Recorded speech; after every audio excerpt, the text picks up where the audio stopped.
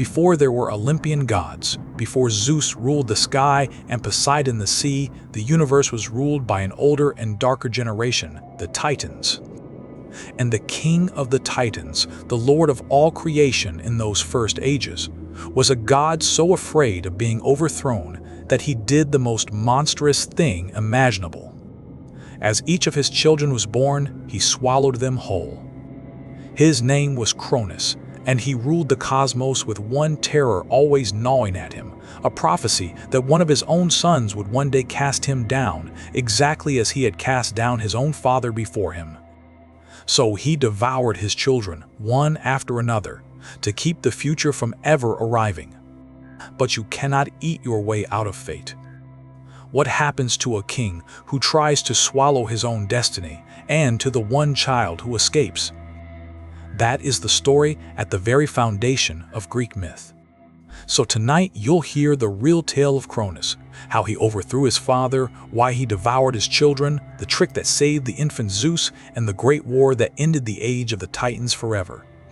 If you enjoy these stories, take a moment to subscribe. It genuinely keeps this channel alive, and tell me in the comments which myth you'd like next.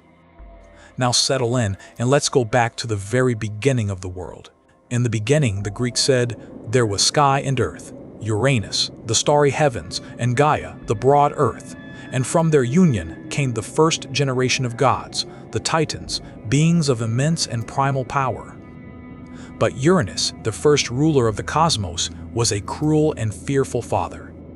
Among his children were monstrous giants of terrible strength, and Uranus hated and feared them. As each was born, he forced them back down, imprisoning his own children deep within the body of the earth, in the dark places beneath the world, so that they could never rise against him. Gaia, the Earth Mother, felt every one of these imprisoned children locked inside her, and their suffering was her suffering.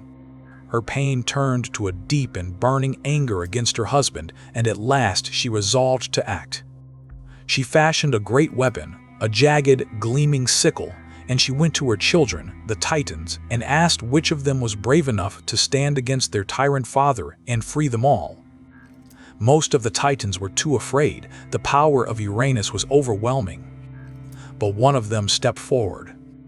The youngest and the boldest of the Titans, a god named Cronus, took up his mother's sickle and agreed to do the deed.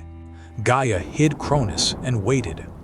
When Uranus next descended upon the earth, wrapping the world in the darkness of night, Cronus struck from his hiding place.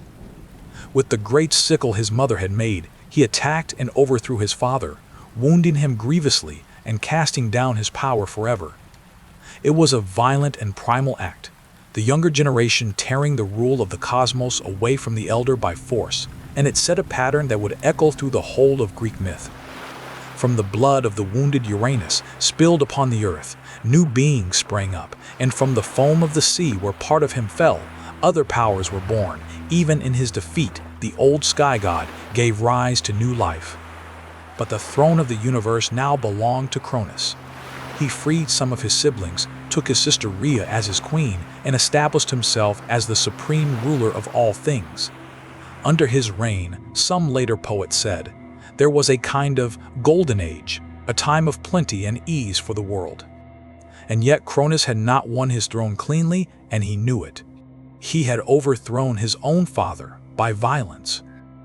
And as he sat upon his throne in those first years, a single thought began to poison everything. If a son could do this to a father once, a son could do it again.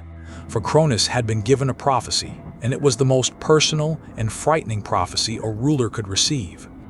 It was foretold, some say by his dying father Uranus, some say by his mother Gaia, that Cronus, mighty as he was destined to be overthrown by his own child, just as he had overthrown his own father before him. One of his sons would grow up to cast him down and take his throne. To Cronus, this was not a distant possibility. It was a certainty hanging over his head, a doom written into the very order of things.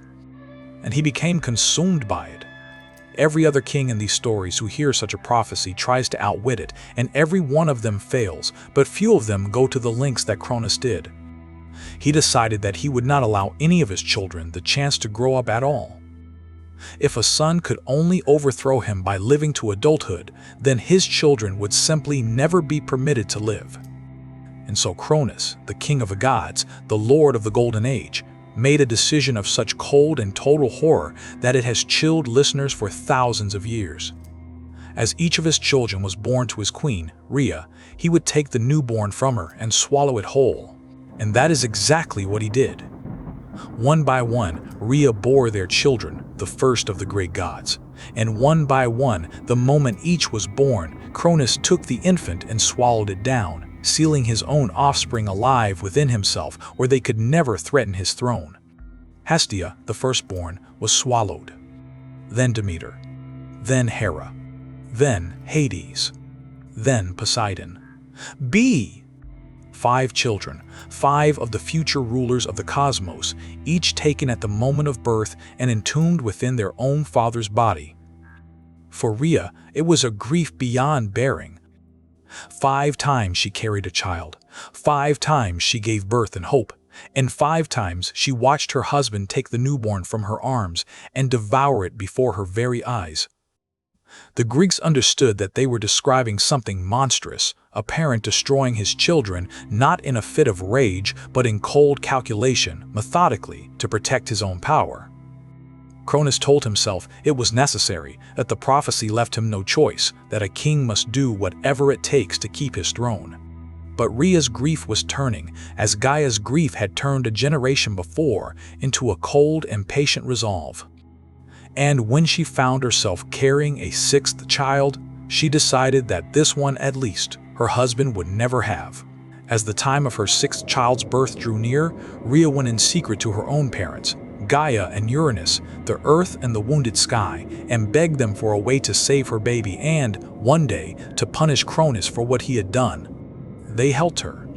When the child was born, a son, whom she named Zeus, Rhea hid him away in secret, spirited off to a cave on the island of Crete, far from his father, to be raised in hiding by nymphs and guardians. Some stories say his infant cries were drowned out by warriors who clashed their shields and shouted in the hills so that Cronus would never hear a baby crying. But Rhea still had to explain to her husband where the newborn was. And so she played upon the very thing that made Cronus monstrous. She took a large stone, wrapped it carefully in swaddling clothes as though it were a tightly bundled newborn, and presented it to Cronus as his 6th child. And Cronus, suspecting nothing, did to the stone what he had done to all the others. He seized the swaddled bundle and swallowed it whole, never once realizing that he had gulped down a rock while his true son, his destined destroyer, grew safely in a hidden cave across the sea.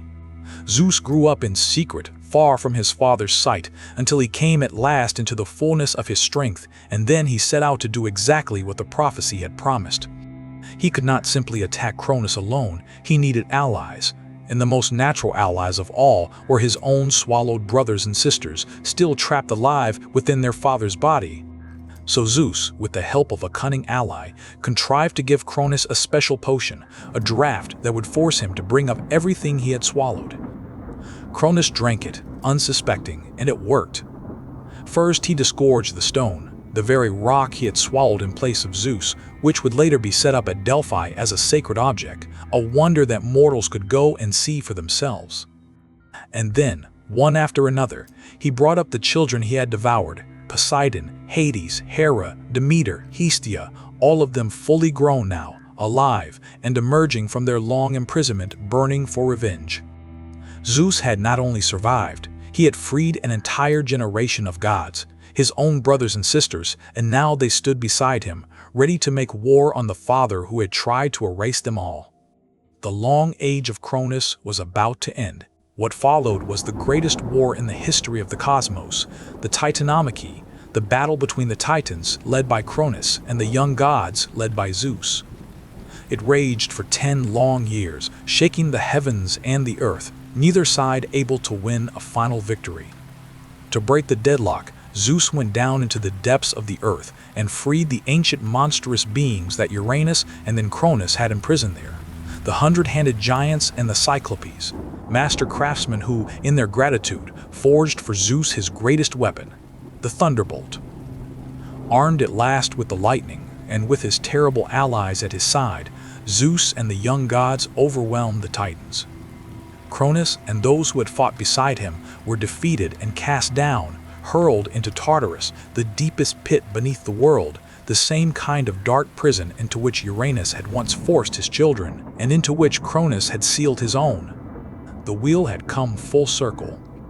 The father who had overthrown his own father and devoured his own children to keep his throne was overthrown in his turn by the one son he could not swallow, exactly as the prophecy had foretold. Zeus took the throne of the cosmos, divided the world with his brothers, and the age of the Olympians began.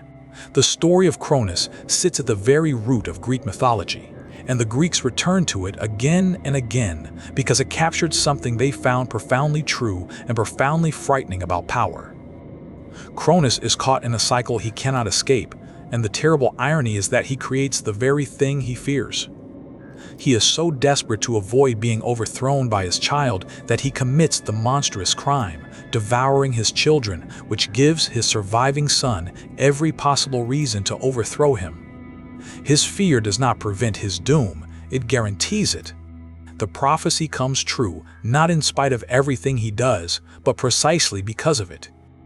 There is a hard wisdom buried here that goes far beyond gods and titans.